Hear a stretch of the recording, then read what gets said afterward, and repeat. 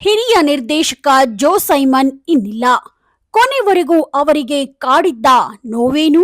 ಸಾವು ಯಾರಿಗೆ ಯಾವಾಗ ಹೇಗ್ ಬರುತ್ತೆ ಅಂತ ಹೇಳೋದಕ್ಕಾಗೋದಿಲ್ಲ.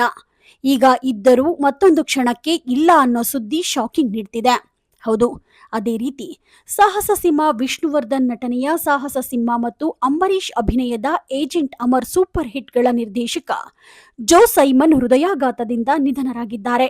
ಫಿಲ್ಮ್ ಚೇಂಬರ್ನಲ್ಲಿ ಸಭೆಯಲ್ಲಿ ಭಾಗಿಯಾಗಿದ್ದ ನಿರ್ದೇಶಕ ಜೋ ಸೈಮನ್ ಅವರಿಗೆ ಸಭೆಯಲ್ಲಿದ್ದಾಗಲೇ ಹೃದಯಾಘಾತವಾಗಿದೆ. ತಕ್ಷಣ ಅವರನ್ನ ಬೆಂಗಳೂರಿನ ಮಲ್ಲಿಗೆ ಆಸ್ಪತ್ರೆಗೆ ದಾಖಲಿಸಲಾಯಿತು. ಆದರೆ ಚಿಕಿತ್ಸೆ ಫಲಿಸದೆ ಕೊನೆಯುಸಿರೆಳೆದಿದ್ದಾರೆ. ಒಂದು ಪ್ರೇಮ ಕತೆ, ಬಂಗಾರದ ಗುಡಿ ಮೊದಲಾದವು ಸಾಹಸ ಸಿಂಹ, ನ್ಯಾಯ ಗೆದ್ದಿತು, ಪ್ರೇಮಜಾಲ, ರವಿವರ್ಮ, ಊರಿಗೆ ಉಪಕಾರಿ, ನನ್ನ ರೋಷ 100 ವರ್ಷ ಮುಂತಾದ ಚಿತ್ರಗಳನ್ನ ಜೋ ಸೈಮನ್ ನಿರ್ದೇಶಿಸಿದ್ದಾರೆ. ಮೂಲತಃ ಮಂಡ್ಯ ಮೂಲದ ಜೋ ಸೈಮನ್ ಅವರು 1946ರಲ್ಲಿ ಜನಿಸಿದ್ದರು. 1967ರಲ್ಲಿ ಕನ್ನಡ ಚಿತ್ರರಂಗಕ್ಕೆ ಪಾದಾರ್ಪಣೆ ಮಾಡಿದ್ದ ಅವರು KSR Das, R N. Jayagopal, Kanagal Prabhakar Shastri, SV. Rajendra Singh Babu ಮುಂತಾದ ನಿರ್ದೇಶಕರೊಂದಿಗೆ ಕೆಲಸ ಮಾಡಿದ್ದರು. ನಂತರ 1977ರಲ್ಲಿ ಒಂದು ಪ್ರೇಮ ಕತೆ ಚಿತ್ರದ ಮೂಲಕ ಸ್ವತಂತ್ರ ನಿರ್ದೇಶಕರಾಗಿದ್ದು, ನಂತರ ಕನ್ನಡದ ಸುಮಾರು 100ಕ್ಕೂ ಹೆಚ್ಚು ಸಿನಿಮಾಗಳಲ್ಲಿ ಕೆಲಸ ಮಾಡಿದ್ದಾರೆ. ಯಶಸ್ವಿ ನಿರ್ದೇಶಕ ಅನಿಸಿಕೊಂಡಿದ್ರೂ ಕೂಡ ಜೋ ಸೈಮನ್ ಎಲ್ಲೂ ಕೂಡ ಪ್ರಚಾರವನ್ನ ಬಯಸಿದವರಲ್ಲ. ತಾವಾಯ್ತು ತಮ್ಮ ಕೆಲಸ ಆಯ್ತು ಅಂತ ಇದ್ದವರು. ಆದ್ರೆ ಅವರ ಕನಸು ಮಾತ್ರ ಈಡೇರದೆ ಹೋಗಿದ್ದು ಮಾತ್ರ ದುರಂತ. ಅಷ್ಟಕ್ಕೂ ಅವರಿಗೆ ಇದ್ದ ಆ ಆಸೆ ಏನು ಅನ್ನೋದನ್ನ ಹೇಳ್ತೇವೆ ನೋಡಿ. ಕೆಲ ವಾರಗಳ ಹಿಂದೆಯಷ್ಟೇ ಯೂಟ್ಯೂಬ್ ಚಾನೆಲ್ ಕಲಾ ಮಾಧ್ಯಮಕ್ಕೆ ಸಂದರ್ಶನ ನೀಡಿದ್ದ ಜೋ ಸೈಮನ್ ಹಲವಾರು ವಿಷಯಗಳ ಬಗ್ಗೆ ಮಾತನಾಡಿದ್ದರು. ಸಂದರ್ಶನದಲ್ಲಿ ತಮಗಿರುವ ಸಣ್ಣ ಬೇಸರವನ್ನ ಕೂಡ ಅವರು ಹೊರಹಾಕಿದ್ರು.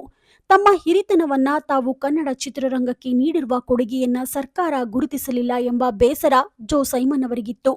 ಸಂದರ್ಶನದಲ್ಲಿ ಈ ಬಗ್ಗೆ ಮಾತನಾಡಿದ್ದ ಸೈಮನ್, ಗೆಳೆಯರು ಪ್ರತಿ ಬಾರಿ ಹೇಳುತ್ತಾರೆ ರಾಜ್ಯೋತ್ಸವ ಪ್ರಶಸ್ತಿಗೆ ಪ್ರಯತ್ನಿಸಿ ಎಂದು.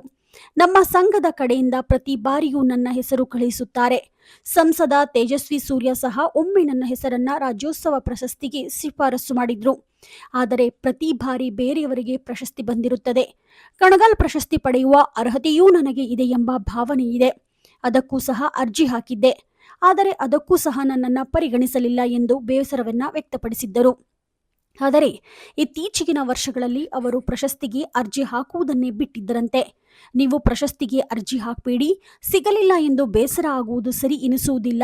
ನಿಮ್ಮನ್ನ ಜನ ಪ್ರೀತಿಸುತ್ತಿದ್ದಾರೆ, ಎಲ್ಲೇ ಹೋದರೂ ಗುರುತಿಸುತ್ತಾರೆ, ನಿಮ್ಮೊಂದಿಗೆ ಫೋಟೋ ತೆಗೆದುಕೊಳ್ಳುತ್ತಾರೆ, ನನಗಷ್ಟು ಸಾಕು, ಪ್ರಶಸ್ತಿಗಳು ಬೇಡ ಎಂದಿದ್ದರಂತೆ ಅವರ ಪತ್ನಿಯ ಮಾತಿನಂತೆ ಪ್ರಶಸ್ತಿಗಳಿಗೆ ಅರ್ಜಿ ಹಾಕುವುದನ್ನ ನಿಲ್ಲಿಸಿದ್ರಂತೆ ಜೋ ಸೈಮನ್. ಸರಳವಾಗಿ ಬದುಕುವುದು ತಮಗೆ ಬಹಳ ಇಷ್ಟ ಎಂದು ಹೇಳಿದ್ದ ಜೋ ಸೈಮನ್, ನನ್ನ ಮನೆಯ ಎದುರು ನನ್ನ ಪರಿಚಯ ಹೇಳುವ ಬೋರ್ಡ್ ಹಾಕಿಸ್ಕೊಂಡಿಲ್ಲ. ನಾನು ಯಾವುದೇ ವಿಸಿಟಿಂಗ್ ಕಾರ್ಡ್ ಸಹ ಮಾಡಿಕೊಂಡಿಲ್ಲ. ಯಾವುದರ ಬಗ್ಗೆಯೂ ತಲೆ ಕೆಡಿಸಿಕೊಳ್ಳದೆ, ಕೆಟ್ಟದಾಗಿ ಬೇಸರಗೊಳ್ಳದೆ, ಒಳ್ಳೆಯದಾಗಿ ಅತಿಯಾಗಿ ಉಬ್ಬದೆ ಸಮಚಿತ್ತದ ಜೀವನ ನಡೆಸ್ಕೊಂಡು ಹೋಗ್ತಿದ್ದೀನಿ ಎಂದಿದ್ದರು ಸೈಮನ್ ಅವರು. ನೀವು ಇನ್ನೂ the news peg YouTube channel subscribe ಆಗಿಲ್ಲ ಅಂದರೆ ಕೂಡಲೇ ಸಬ್ಸ್ಕ್ರೈಬ್ ಆಗಿ.